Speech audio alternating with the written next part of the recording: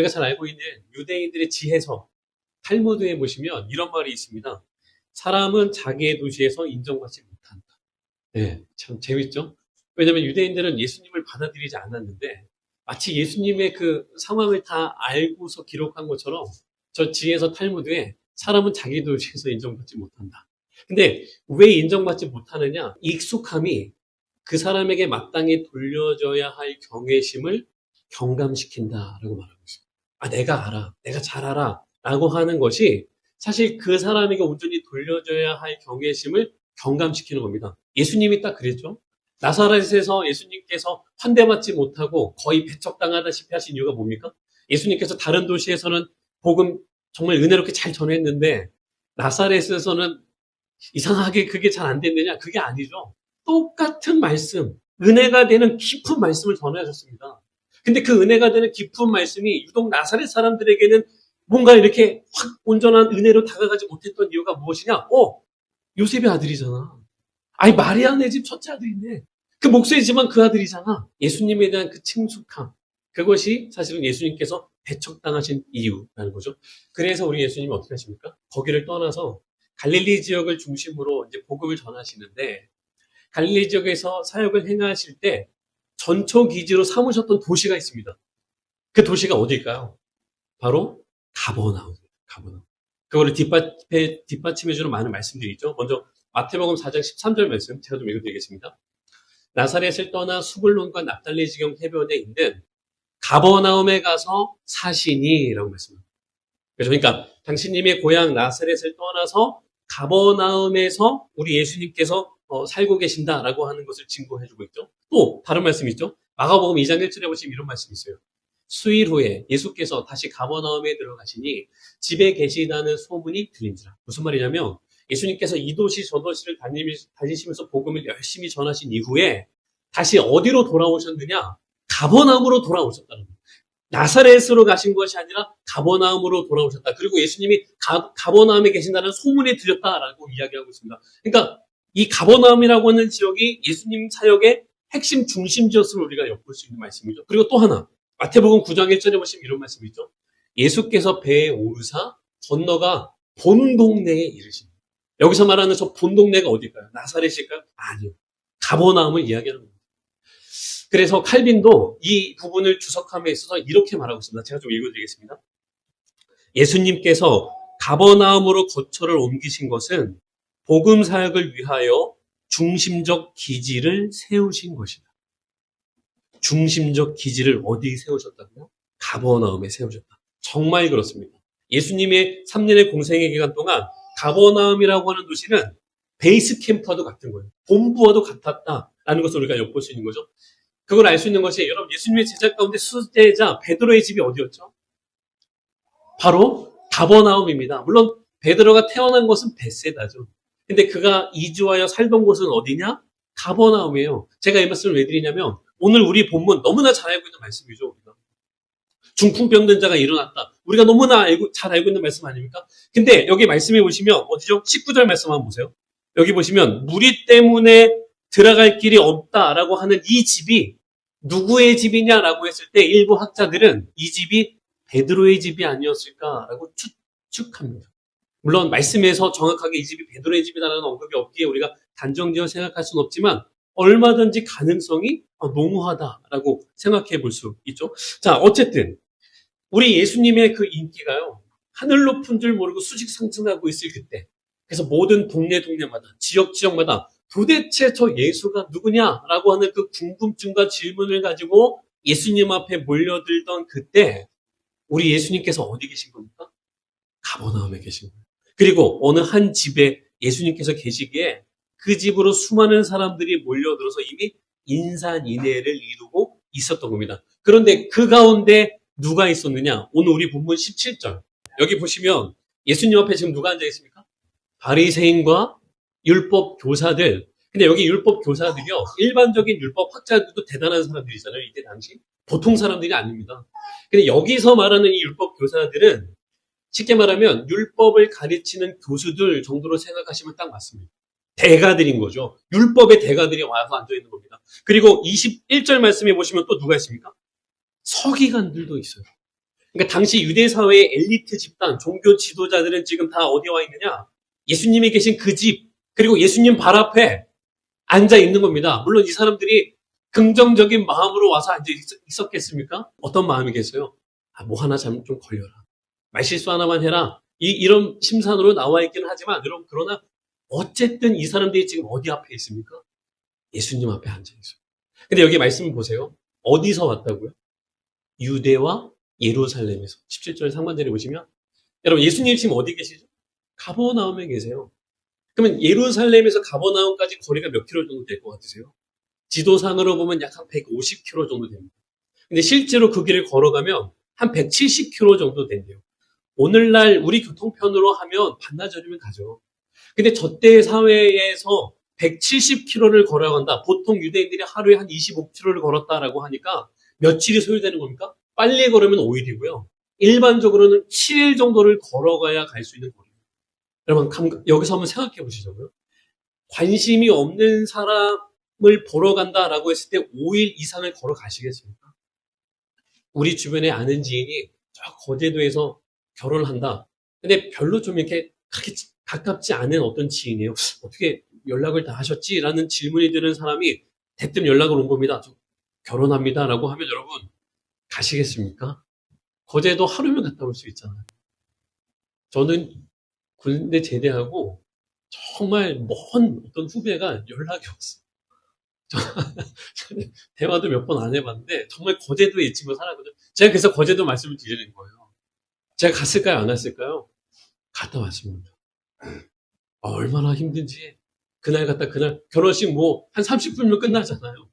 그 30분 보고 축하해 하고 부주하고 그냥 그 군생활 같이 있던 사람들 인사 잠깐 하고 올라오고 근데 야 이게 나중에 또 이런 일이 있으면 한번 좀 생각해봐야 되겠다. 이런 생각이 정말 들더라고요. 그죠? 우리가 보통은 어떻습니까? 이만저만해서 찾아뵙지 못해서 참 미안합니다. 그렇지만 제가 이렇게 계좌로 좀 이렇게 하겠습니다. 이렇게 하지 않으세요? 그죠? 가깝지 않거나 중요하지 않은 사람 가지 않습니다. 여러분 보세요. 하루 당일로 갔다 올 수 있는 거리가 아닙니다.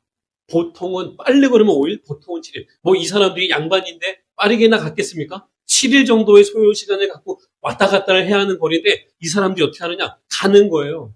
그리고 싫어하는 그 예수 앞에 앉아 있는 겁니다. 무엇을 우리가 알 수 있을까요? 이 당시 예수님의 영향력이 얼마나 깊고 크며 넓은지를 짐작해 볼 수 있는 거죠. 예수님에 대한 소문이 정말 하늘 높은 줄 모르고 치닫고 있는 거예요. 그러니까 도대체 그 예수가 무엇을 전하게 어떤 기적과 이적을 일으키게 이렇게나 많은 소문이 있느냐라고 하면서 이 당시 정말 자신들이 하나님과 가장 가까이 있다고 생각해서 오만의 끝이 없었던 이 종교 지도자들이 예수님 발 앞에 지금 옹기종기 모여 앉아 있었다라는 겁니다. 그리고 그런 사람들 가운데 또 누가 있느냐? 누가 있죠?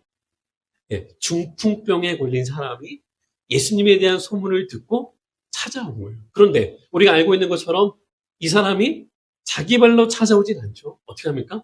침상에 누인 채 들려서 온 겁니다. 자, 그런데 이 중풍병에 걸린 이 사람과 이 사람을 들고 온 이 사람들이 예수님 앞에 나올 때요. 어떤 마음으로 나왔는지 짐작해 볼 수 있는 말씀이 있어요. 우리 20절 말씀 예수께서 자 거기까지 읽겠습니다. 예수님께서 지금 무엇을 보셨다고요? 믿음을 보셨다. 근데 가만히 보시면 한 사람의 믿음이 아니죠. 그들의 믿음이랍니다. 그러니까 이건 이 중풍병에 걸린 이 사람도 그렇고 이 사람을 들고 온 모든 사람들 뭐 이 사람들이 친구인지 가족인지 사실 우리가 알 길은 없죠. 지인들이 사실은 정확한 표현인 것 같습니다. 대부분 뭐 친구나 표현하는데 그렇게 단정 지을 만한 건 없어요. 아무튼 이 중풍병에 걸린 이 사람 그리고 그 지인들 모두가 어떤 마음으로 예수 앞에 나왔느냐? 단순한 호기심 내지는 믿져야 본전인데 한번 가보자. 그런 안일한 마음으로 나온 게 아니라는 거예요. 어떤 마음으로 나오는 겁니까? 예수님 앞에 나아가서 은혜를 받아 고침을 받아야 한다라고 하는 이 분명한 믿음을 가지고 지금 이 사람들이 예수 옆에 나온 거예요. 그걸 예수님 말씀하시는 거죠. 예수께서 그들의 믿음을 보셨다. 자, 그런데 방금 말씀드린 것처럼요. 이 중풍병 걸린 이 사람이 자기 발로 혼자 온 게 아닙니다. 침상에 누인 채 들려서 왔다. 그 말인 즉슨 이 중풍병에 걸린 이 사람이 어떤 사람인지 우리가 알 수 있죠. 이 사람 어떤 사람입니까? 혼자서는 아무것도 할 수 있는 것이 없는 사람. 그러니까 우리가 흔한 말로 반인불수가 아니라 전신불수인 거죠. 혼자서 앉거나 일어서는 할 수 없는 사람, 뭐 이렇게 누가 떠먹여줘야 하는 그런 사람이 이 사람임을 알 수 있습니다. 근데 이 사람이 예수님에 대한 소문을 들은 거죠. 그리고 지인들에게 부탁하는 겁니다. 나 좀 예수님 앞에 데려가 달라. 그래서 이제 이 사람들이 이 사람을 들쳐매고 예수 앞에 나왔는데, 먼저는 우리가요, 이 중풍병 걸린 이 사람의 그 마음이 어땠을지 짐작해 볼 수 있죠. 얼마나 괴로웠겠습니까? 그죠? 제가 한번 말씀드린 적이 있는데요. 사역할 때 이제 병원에 입원한 적이 있어요. 몸이 너무 안 좋아져가지고요. 열이 고열인데 열이 잡히지가 않고 계속 이렇게 구토를 하고 머리는 너무나 아프고, 그래서 이제 병원에 입원했더니 이런저런 검사하고 피 검사를 했더니 염증 수치가 너무 높다는 거예요. 의사가 급히 와가지고 이 정도 염증 수치면 무조건 암 검사를 하셔야 합니다라고 말할 만큼 제 몸이 너무 안 좋았던 거죠. 그래서 제가 이제 4일 동안을 병원에 입원한 적이 있는데, 급히 입원해가지고 이제 있으니까 이제 그 다음날 저희 사모가, 그때 저희 로이가 굉장히 어릴 때거든요. 뭐 유은이보다 좀 컸을 때 이제 로이를 이제 들쳐 업고 제가 이제 필요한 제 짐을 싸고 그리고 저희 어머니를 모시고 그 한여름에 7월 달이었거든요. 그 성경학교 준비하다가 제가 스트레스로 그렇게 된 건데 네. 아무튼 그 한여름에 온 거예요. 근데 표정이 벌써 지쳐 있더라고요. 그 오는 과정이 너무나 힘들었던 것 같아요. 근데 제가 제 몸이 너무나 힘드니까 뭐 이렇게 말을 사실 하고 싶지가 않은 거예요. 제가 너무 몸이 힘드니까 그냥 눈인사 정도 하고 그냥 누워 있으니까, 뭐 저희 사모도 그렇고 저희 어머님도 그렇고 뭐 무슨 말을 하겠습니까? 그냥 누워 있으니까 잠깐 보고 돌아가는 거죠.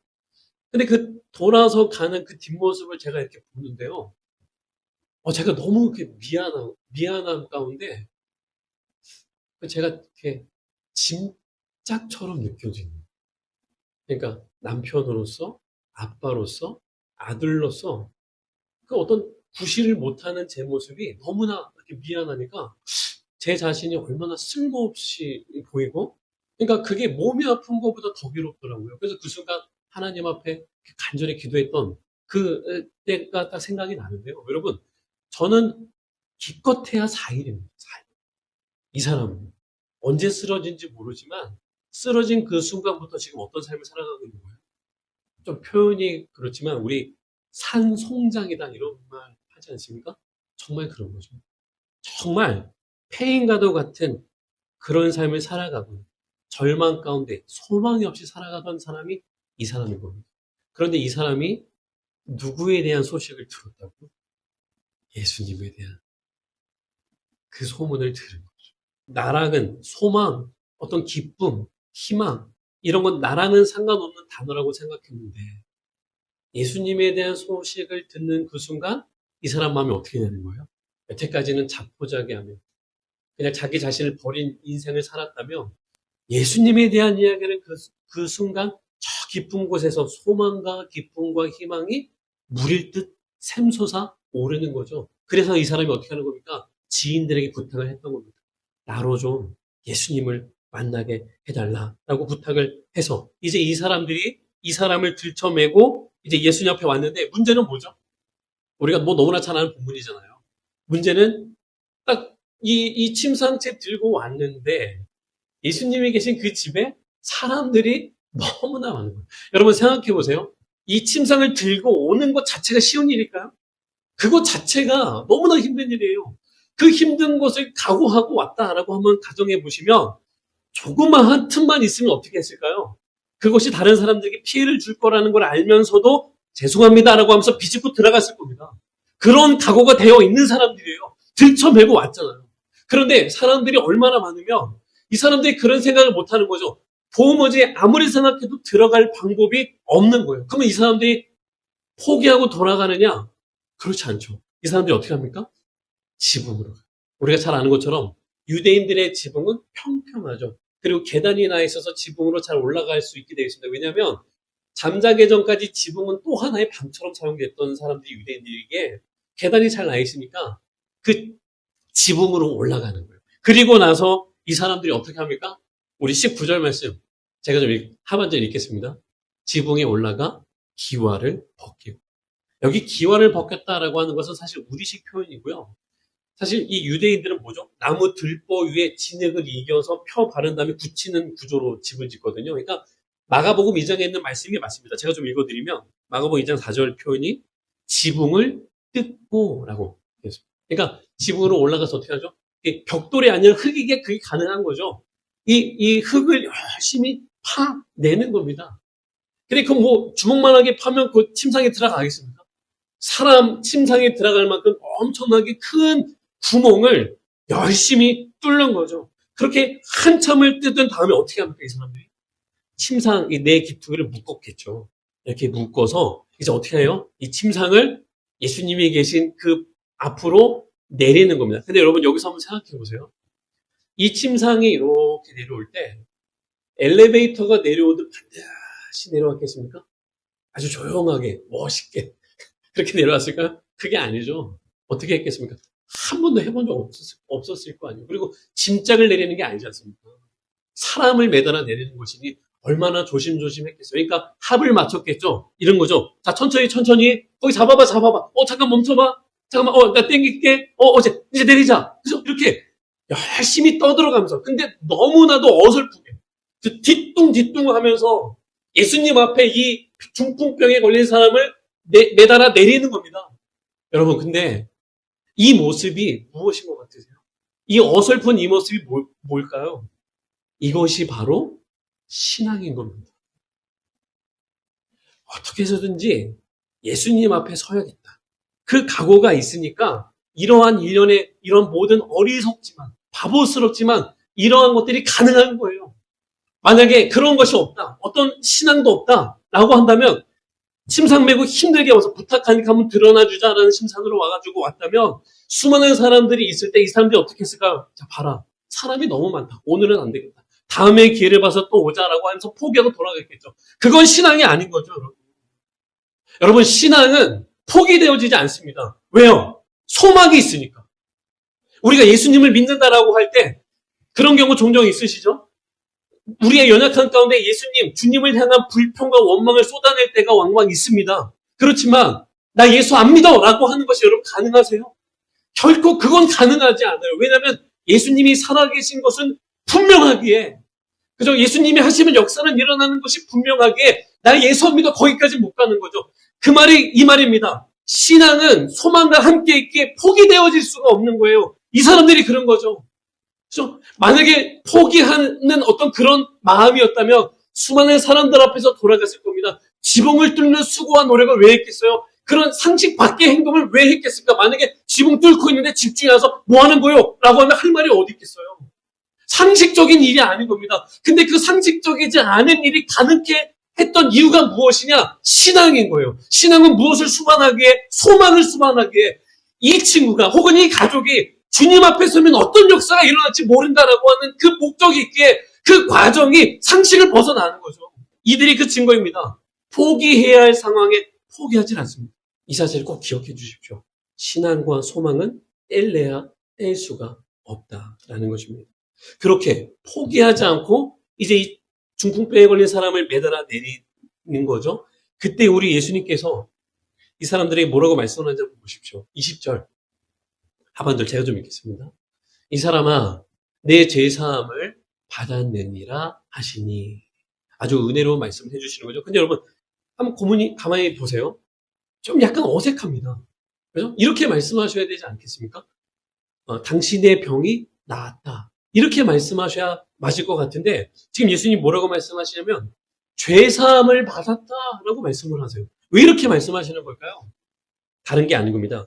이 중풍병든 자가 고민하며 괴로워했던 부분이 바로 자신의 죄의 문제였음을 우리가 여기서 알 수 있는 거예요. 그러니까 사실은 이런 거죠. 몸의 병보다 자신이 지은 죄의 문제가 더 이 사람을 괴롭게 했던 거예요. 그래서 어떤 주석가는요, 이렇게까지 주석합니다. 이 중풍병든 자는 엄청나게 많고 큰 죄를 지었던 자일 것이다.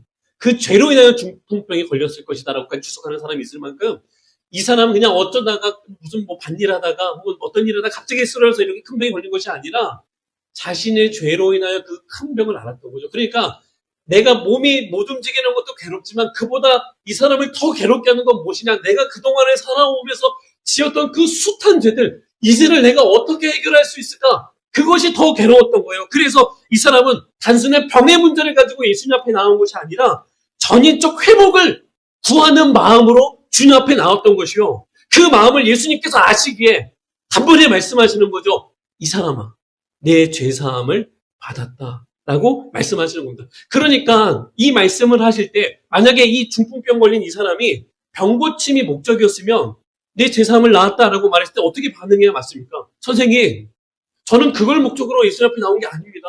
저 좀 이렇게 세워주십시오. 이렇게 눈만 껌뻑껌뻑이고 누가 떠먹여주는 것만 먹는 인생이 너무나 괴롭습니다. 저 좀 고쳐주십시오. 이렇게 말해야 하지 않겠습니까? 근데 여러분 말씀을 보세요.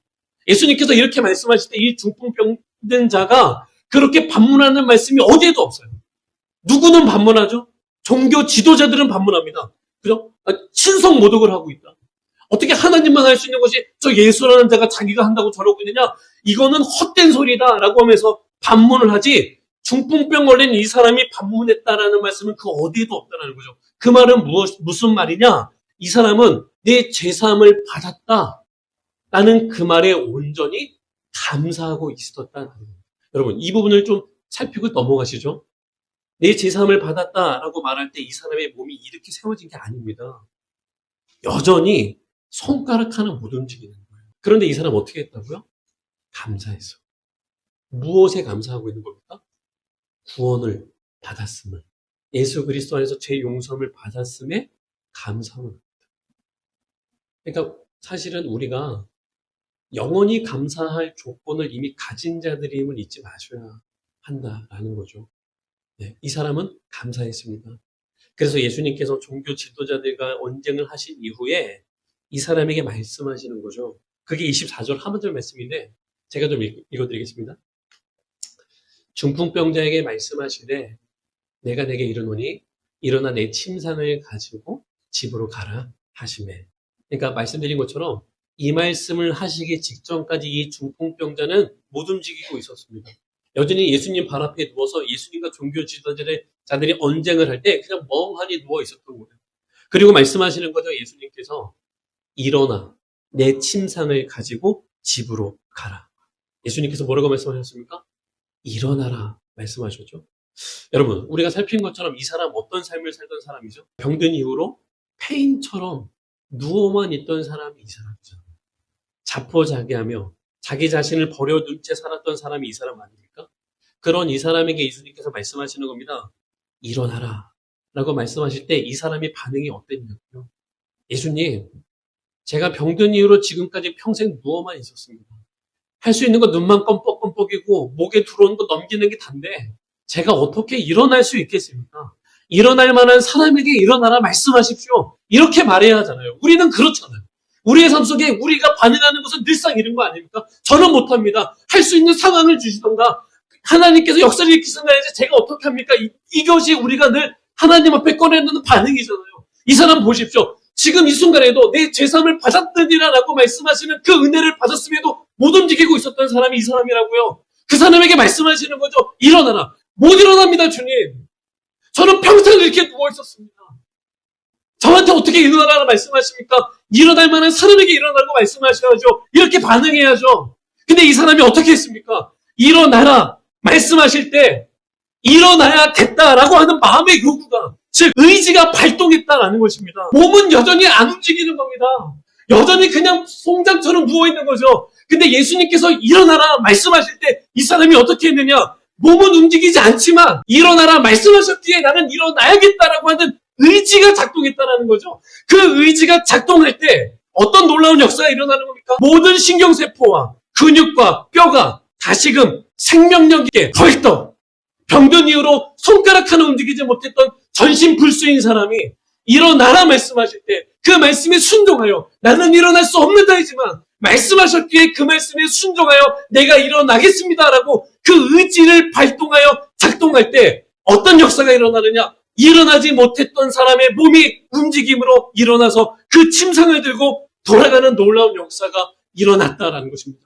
사랑하는 성도 여러분, 오늘 본문 말씀이요, 중풍병 든 자가 고침받았다라는 것이 핵심이 아닌 겁니다. 이 말씀을 통해서 우리 주님께서 우리에게 말씀하시고자 하는 것이 무엇이겠습니까? 신앙이 무엇이냐는 겁니다. 여러분, 신앙이 무엇이라 생각하십니까? 신앙은 다른 것이 아닙니다. 할 수 있는 것을 하는 것이 신앙이 아니라는 것입니다. 그럼 무엇이 신앙이냐? 할 수 없는 것이지만, 환경과 상황과 모든 조건이 불가능하고 도저히 할 수 없는 것이지만, 그것을 하나님이 하라고 말씀하셨다면, 주님, 저는 자격이 없고 불가능하지만 모든 것들이 막혀있지만 그 말씀에 순종하여 의지하여 하겠습니다. 해내겠습니다. 라고 하는 그 의지의 작동, 발동이 신앙의 시작이요 참된 신앙임을 예수님께서 오늘 우리 이 본문 말씀을 통하여 우리에게 알려주시는 것 아니겠습니까? 주 안에서 사랑하는 성도 여러분, 우리가 이 세상을 살아갈 때 불가능한 일이 얼마나 많은지 모르겠습니다. 불가능한 상황이 너무나 많습니다. 그러나 그런 불가능한 문제 앞에서 우리가 먼저 해야 될 것이 무엇이겠습니까? 할 수 있느냐 할 수 없느냐를 따지고 재어서 판단하는 것이 아니라 먼저는 그 불가능한 그 문제를 가지고 이 중풍병든 자처럼 우리 주님 앞에 나아가셔야 합니다.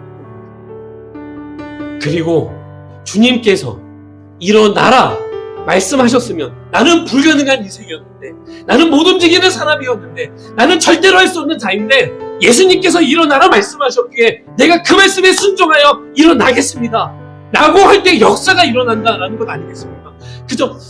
제가 신학교를 갈 때 하나님 앞에 지금까지 늘상 하는 기도, 제가 말씀드렸었나요? 제가 늘 어떤 기도는 꼭 빠지지 않고 하느냐? 하나님, 이 세상 가운데 저보다 지혜로운 사람은 셀 수 없이 많이 있습니다. 그렇다고 한다면 제가 이 세상 가운데 비록 어리석은 자일지라도 하나님 말씀에서는 지혜로운 자 되게 해주십시오. 그 기도 제가 신학교를 가기로 마음 먹은 순간부터 언제나 하고 있는 기도입니다. 근데 어떤 날 저한테 하나님께서 처음이자 마지막으로 제 마음까지 어떤 말씀을 주셨느냐? 의를 위하여 구하는 기도는 긍휼히 여기신다 라는 마음을 주셨습니다. 그 문장 단어가 제가 어떤 책에서 봤던 문장이 아니에요. 제가 목사님 설교를 통해서 들었던 문장이 아닙니다. 저에게는 너무나 낯설고 저에게 없었던 문장과 단어의 배합이라는 거죠. 그런데 그걸 제가 받았어요. 근데 그 마음이 잊혀지지가 않는 거예요. 며칠이 지나고 제가 그때 내가 어떤 마음이 있었지? 근데 온전히 생각이 나는 겁니다. 그래, 기도한 자는 아는 거죠. 하나님께서 나에게 주신 응답이구나. 여러분, 우리의 삶 속에 수많은 불가능한 문제들 내가 판단하고 재어서 포기하지 마셔야 합니다. 먼저는 그 문제를 가지고 주님 앞에 나아가시는 거죠. 그리고 어떤 방법을 통해서, 그것이 말씀을 통해서든 설교를 통해서든 다른 사람과 대화를 통해서든 혹은 마음 가운데 주시는 말씀이든 간절히 기도한다면 하나님이 주시는 그 마음을 알 수 있단 말이죠. 그 마음을 주셨다면 어떻게 하는 겁니까? 하나님, 저는 자격이 없는 인생이지만 너무나 부끄럽고 볼품없는 어느 것 하나 내세운 것이 없는 인생이지만 주님께서 가라고 말씀하셨으니까 제가 그 말씀에 순종하여 이 길을 가겠습니다 라고 하는 것이 믿는 자가 지녀야 할 신앙의 모습 아니겠습니까? 오늘 본문 말씀에 등장하는 이 중풍병자가 그러했습니다. 일어날 수 없었던 자입니다. 모든 것들이 불가능한 자지 않습니까? 그러나 우리 주님께서 일어나라 말씀하셨고 그 말씀에 순종하여 몸을 움직일 때 일어나줬음을 잊지 마셔야 한다는 겁니다. 부디 저와 우리 사랑하는 성도님들 모두가 우리 그리스도 예수의 이 권능의 말씀 앞에 의지가 발동하는 자들이 되시단 말입니다.